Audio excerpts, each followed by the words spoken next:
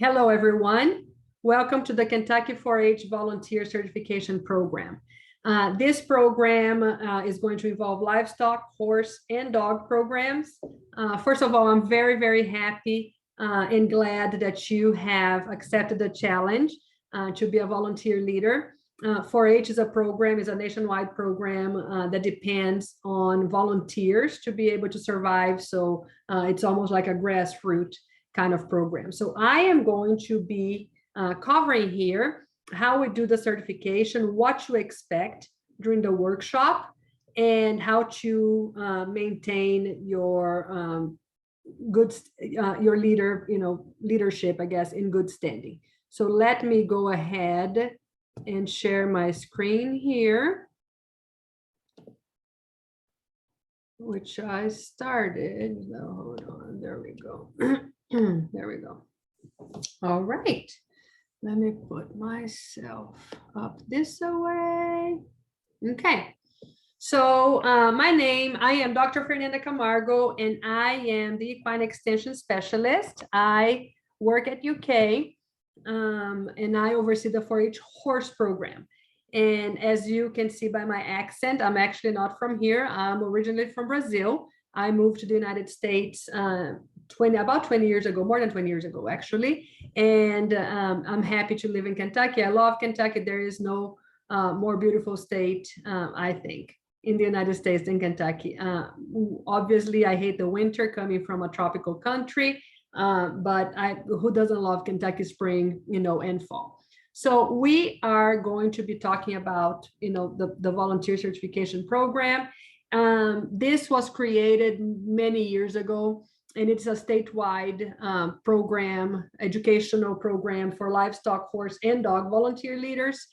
You become a certified volunteer leader by attending a certification workshop, and then you maintain you in good standing after you complete 2 hours every year from September 1st through August 31st. So that's the 4-H year. And you maintain in good status when you attend 2 hours of continuing education, or what we call recertification. These have to be approved by your agent or by, I'm going to show you in the end of who the contacts are for each different area. But that's how you maintain. Okay. The goals of the certification program is to provide the 4-H leaders with curriculum, materials, and educational resources. It used to be that to be a 4-H leader, you just had to be willing to do things. And we had counties that had excellent leaders and provided a lot of programs to the kids, and counties that the leaders saw the kid once, but they were all signed up in the club. And then, so when it comes time for state or regional competitions, we see a big difference, and we feel like, some counties were not serving the 4-H youth as well as they could, and other counties were doing a superb job, and they continue to do a superb job. But this way, with this program, we feel that there is more consistency among all the counties. And because then we also provide the kit and resources, educational resources for, make them available for you to use, so you don't have to come up with, so many lessons for so many years.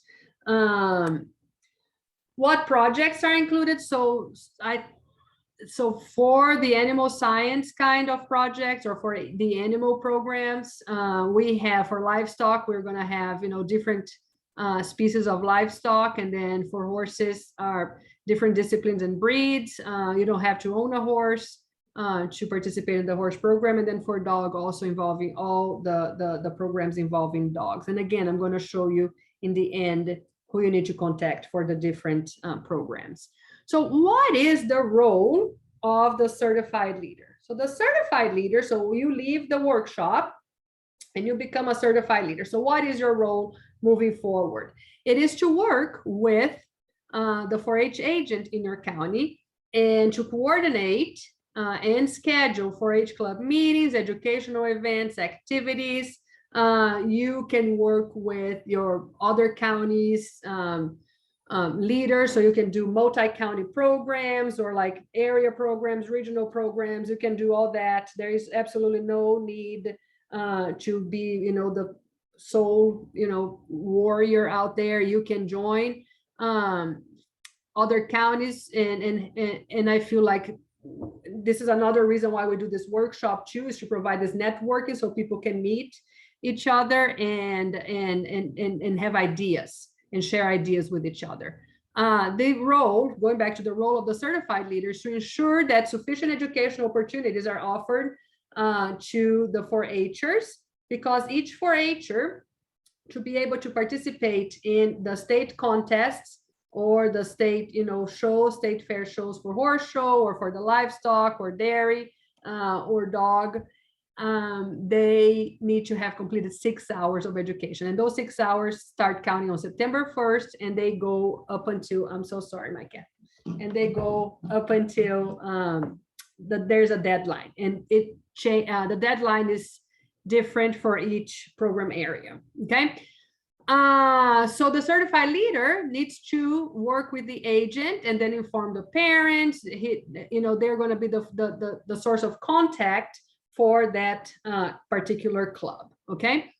So because not every kid is able to be in every club meeting, it is the job of the certified leader to make sure that they don't offer just 6 hours of education, but a little bit, but more is better. So if a kid is going to miss 1 or 2 meetings, they are able to catch up.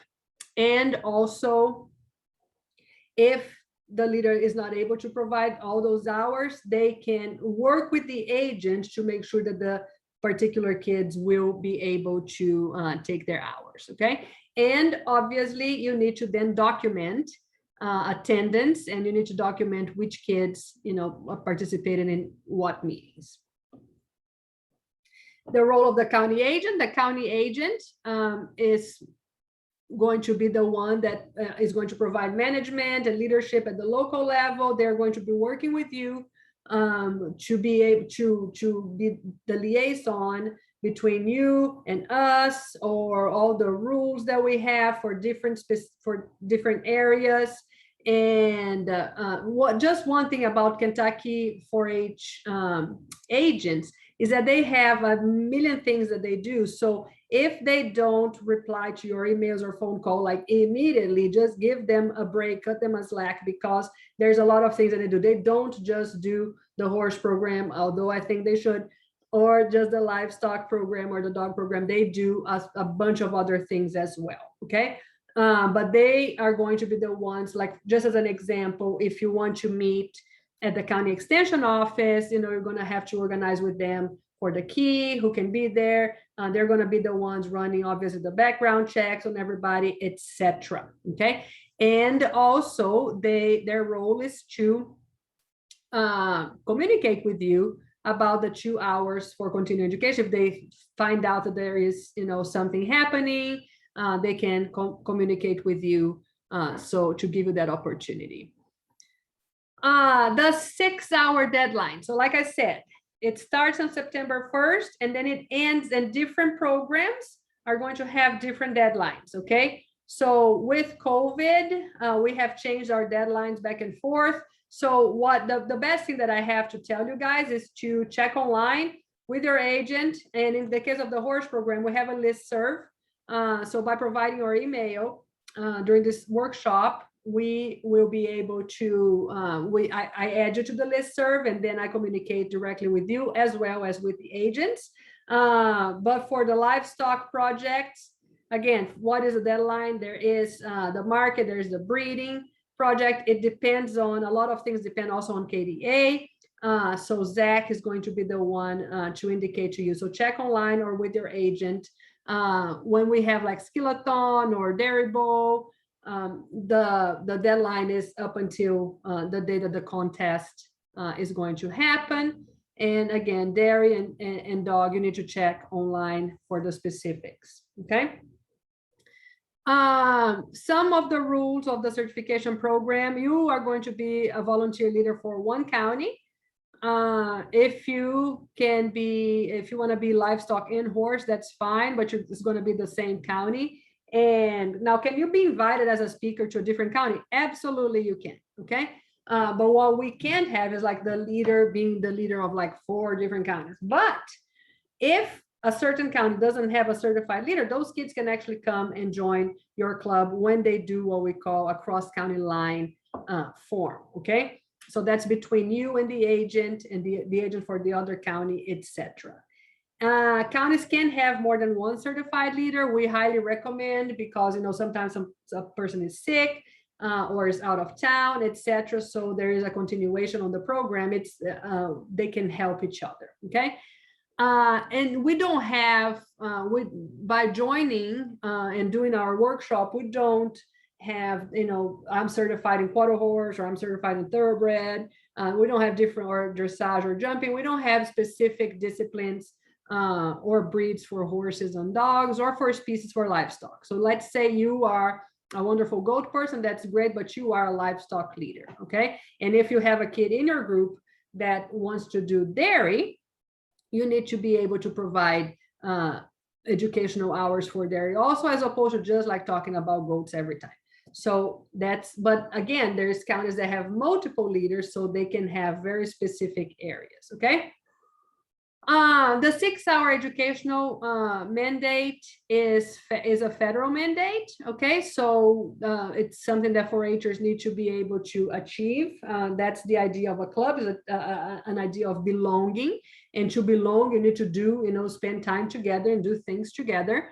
The youth needs to receive their educational hours under the oversight of the county certified leader. Okay, does that mean that you have to provide all the 10 hours of education? No, but you can invite outside experts in your area.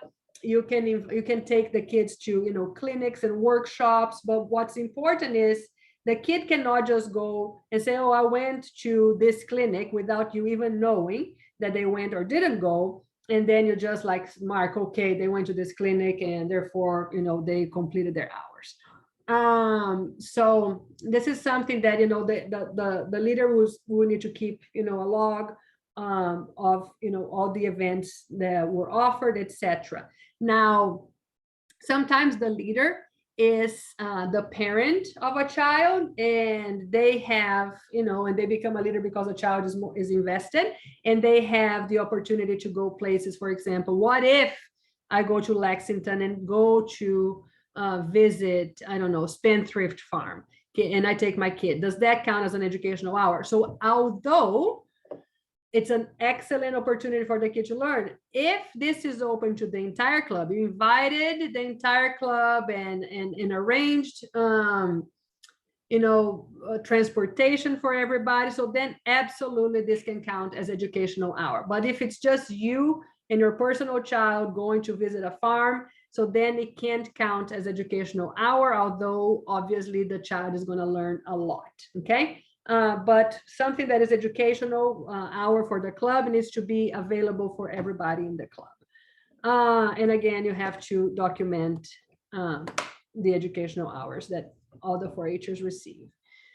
If that we have some overachievers, we have some kids that participate in horse and livestock and dog. So if, oh, I forgot to add the dog there. If we have those kids, they have to attend and complete 6 hours in each of the programs. Okay. When they go to shows, participation in shows or riding lessons, these do not count towards the 6 hours. Now, do people learn a lot about horses? Is it educational to take riding lessons? It absolutely is. But again, it's something that needs to be, it's an educational event that needs to be offered to everybody in the club. Okay, so riding lessons, or in case of drill team, for example, drill team practice does not count as the 6 educational hours. Okay. College students, we have some 4-Hers that go to college. They don't need to abandon the club. Okay, but we understand that they're not able to sometimes be physically present in the club. So the leader can work out, a more customized curriculum for these college students. Okay, so work with your agent. You can contact me, or if it's for horse, and I'm going to give you the list of the other people so you can do a customized curriculum for that kid so we can continue to utilize them, continue to embrace them, even though they went to college, okay? And again, they need to receive the 6 hours of education to be able to participate in the programs. Now, the recertification and continuing education. So you become a certified leader by attending the workshop, okay? Now, to maintain your status, you have to have 2 hours of continuing education every year, okay? From September 1st through August 31st. So what can count as those recertification hours? So clinics, okay? Seminars. It must be in the subject area, however. Just as an example, I put here Kentucky Farm Bureau meetings, okay? So if the Kentucky Farm Bureau, in one of the meetings, because I know they have educational seminars, if they're talking about dairy milk, like yield for when you feed, I don't know, orchard grass, I don't even know if this is a thing, to cows, okay? Can the horse leader get hours from that particular subject? You cannot, because you're literally not milking mares. They're talking about milking cows, okay? So it must be in the subject area. But now if the Kentucky Farm Bureau is talking about pasture management, okay, so this is or leadership. So this is something that could count towards your recertification hours, okay? But clinic seminars, invited speakers in your club meeting. So if you have an expert that you invited, make sure to also have your little form there or inform your agent so they can, fill the form and submit to us so we can annotate that you have completed your hours. There are some online courses and they can be taken as well. So then in the end, you just send us the certificate of completion. But again, check with us first before taking these things, and then in the end, they won't count, okay? And then we can also, watch videos, and there's a ton of wonderful videos out there. However, if you're going to be taking this route of watching videos, you have to submit a summary, okay? Because I can't just unfortunately, you can't just say, hey, I watched the training with, I don't know, Craig, Craig Cameron. I went to his clinic, etc., blah, blah, or I watched a training online on YouTube. And then I'm like, okay, but what was the training about? Oh, it was with him. I can't. You have to give me details so I can know that you actually sat down and watched, because we're talking about 2 hours, okay? And we have on our websites multiple videos so that are available for you to watch. You just have to write down specifics of what you learned in those videos. So there seems to be a confusion about this summary. But again, it's very straightforward. I just need to know that you watched what you said you watched, okay? And this is, every professional needs to have continuing education to maintain their license, although you're not licensed as a certified leader, but that's the idea. What to expect during the workshop. So just to explain to you all, we are not going to be talking about subject matter. You're not going to come to the workshop and I'm going to be talking about how to feed a horse or how to vaccinate a horse, or Zach won't be talking about, the different breeds of cattle or anything like that. Or Ashley's not going to be talking about what kind of leash you need to buy for your dog, okay? We are going to be talking about youth development, how kids learn. We're going to be learning how to use the curriculum, the kits that we have. You're going to be learning about 4-H club management, what it entails to be a club, and how you have to proceed with your club meetings, how to do elections. You have to hold elections in the club. You're going to put a face to, our names. You're going to be, able to talk to us about your concerns, about ideas, how excited you are. Obviously, networking with fellow leaders, okay? And then we're going to do a teaching practicum, and I'm going to be talking about this teaching practicum here in a second, but that's what we're going to be covering in the workshop. We're not going to be talking about subject matter. We're going to be talking about, this is the curriculum, this is how kids learn, this is some ideas for you to develop some lesson plans, This is how you do, this is the resources that we have, etc. Okay. And then we're going to finalize the workshop with a teaching practicum. How do we do this? We're going to divide the group in teams. Okay. Generally, it's a team of like 3 or 4 people, depending on how many people we have attending the workshop. There's going to be all the materials available, and the group is going to come up, each team is going to come up with a lesson plan, develop the lesson plan. We're going to have a rubric. Okay. So you can know what we're expecting and the title of the lesson, the age, what you're going to be doing, what the setting is. Are we going to a barn to be teaching, like how to groom a horse, or are we going to be, is it a classroom setting where we're going to just show photos of grooming tools? So we're going to be describing that. Okay. You're going to have a few minutes to prepare. I don't know. I think in the past we give 15, 30 minutes to prepare, or maybe lunch break. I don't remember exactly how many minutes, but you're going to have time to prepare. Okay. And then you're going to go to the front of the room and you're going to explain, or present to us how you would teach the lesson. So you're not necessarily going to pretend that we are the kids and you're teaching the lesson to us, but we want you to go in the front of the room and you're going to explain, okay, our lesson is going to be on grooming a horse. And then we are going to take these kids to a farm and we're going to show, different grooming tools. And so you're going to explain from beginning to end. We're going to be having somebody there, doing different techniques and how you start using, I don't know, you start using, like a curry first, and then you go with a dandy brush, etc. Okay. So you, are going to explain to us, you're going to present to us, you're going to stand in front of us. It's exciting and it's fun. It puts your guys, mind, your wheels turning, so you can be ready to be teaching, your clubs.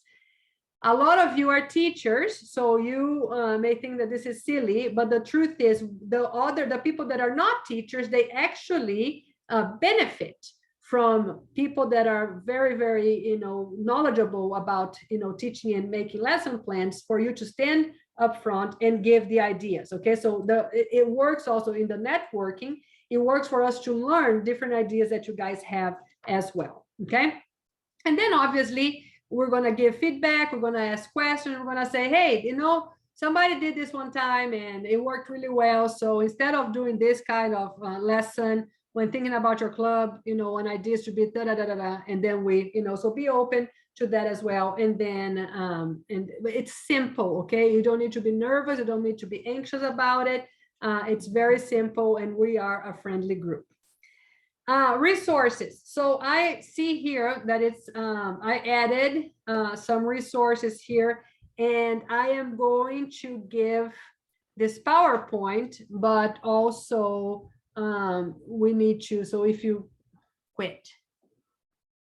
So if you, can, I guess, type on your address bar for certification program, these are the rules and how we run the certification program. Info on livestock and horse programs are going to be here. They're going to be in the animal science website. And then on the dog program, they're going to be in the 4-H website. Okay. So that's the difference right there. Who do I contact if you have questions? For questions pertaining to the certification workshop, how to deal with volunteer, how to volunteer for different things, for kids, curriculum, etc., cross-county lines, you're going to be contacting Ashley Osborne, and here's her contact information. For livestock projects, judging skillathon, you're going to be contacting Zach, and here is his phone number and email address and I guess contact information as well. For dairy projects, we're going to be contacting Larissa and Dr. Hershey. Dr. Hershey has retired, but I'm thinking he's still active when it comes to the statewide contest, but I may be wrong. And then for country ham, we're going to be contacting Dr. Renfro. For horse program, we're going to be contacting me or Mary Jane if you have any, which quite frankly, look at this. I made a mistake and I forgot to add her email address right there. It is Mary Jane zach.little@uky.edu. So, and now we'll be adding this at the end of this presentation. So if you have any questions, do not hesitate to contact us. We are here to help you. We want you to have a very successful club, and we've been around for a while, and we may have different ideas. And again, if you want to be added to our listserv, don't forget to give a working email address so we can add. We have a listserv for horse program, and I think Zach is going to start a listserv for the livestock program. I don't know about Ashley, if she's going to start a listserv. She may already have for the dog program. Once again, we're excited to see you. We're excited that you are taking on the challenge to become a certified volunteer leader. And we wish you all the best. Thank you again for accepting this challenge.